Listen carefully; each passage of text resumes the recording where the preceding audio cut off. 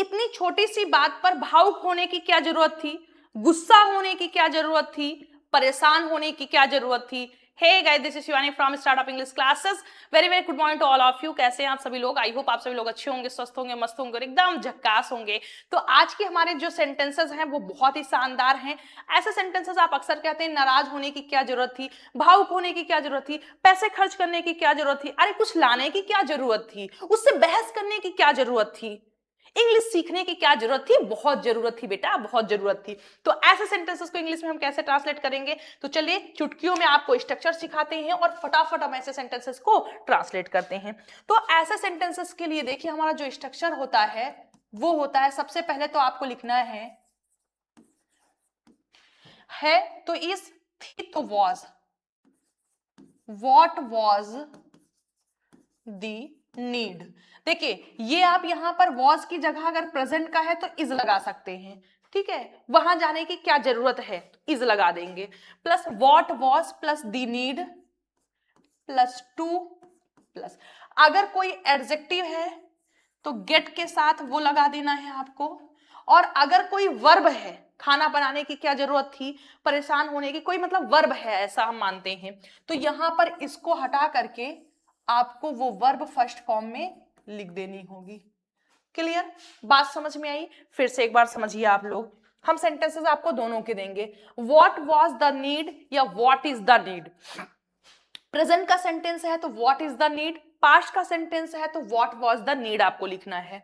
फिर टू, अगर एडजेक्टिव है गुस्सा होने की या फिर जैसे आप अपसेट होने की या फिर इमोशनल ऐसा कुछ आ गया है तो आप गेट वर्ब लिखेंगे और फिर वो एडजेक्टिव लिख देंगे, ठीक है। और अगर वहीं पर कोई वर्ब आई हो, कोई एडजेक्टिव ना आया हो, वहां जाने की क्या जरूरत है, तो जाना एक एक्शन है तो आपको टू के बाद में वो एक्शन लिख देना है। चलिए सेंटेंसेस के थ्रू समझते हैं। ज्यादातर हम एक्शन भी बोल सकते हैं। मान लीजिए पहले हम इन सेंटेंसेस को ले सकते हैं।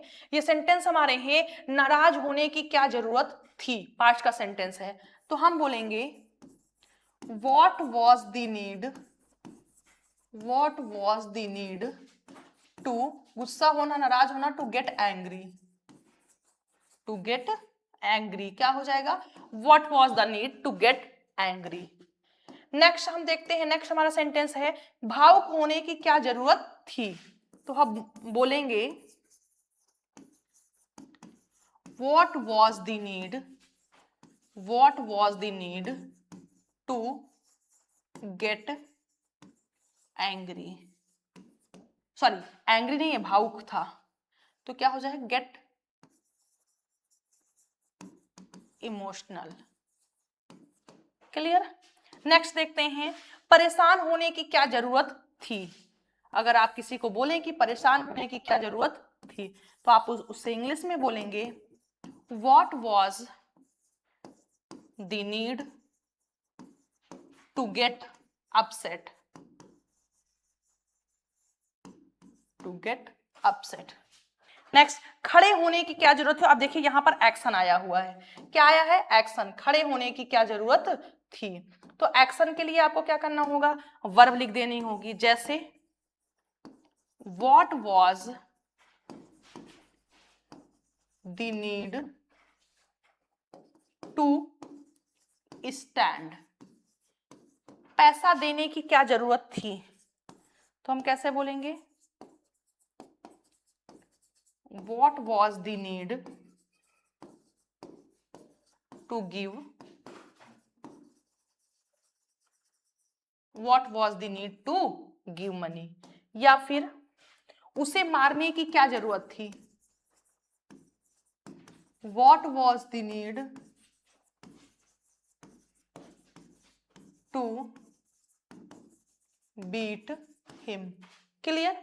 नेक्स्ट, वहां जाने की क्या जरूरत थी, what was the need to go there, to go there, या फिर सबके सामने रोने की क्या जरूरत थी, आप कैसे बोलेंगे what was the need to weep before all. Clear? I hope आपको समझ में आ गया होगा कि आपको कैसे इन सेंटेंसेस को इंग्लिश में ट्रांसलेट करना है। वर्ब है तो टू वर्ब फर्स्ट फॉर्म लिख देना है, और अगर वर्ब नहीं है, कोई एडजेक्टिव है, तो गेट के बाद आपको यूज कर देना है, या फिर वो जिस फॉर्मेट में चेंज होता है वैसे आपको कर देना है। सो आई होप कि आपको बहुत अच्छे से समझ में आया होगा। अब एक सेंटेंस आपके लिए, बीच बीच में आप लोग स्क्रीनशॉट खुद ही ले लिया करिए।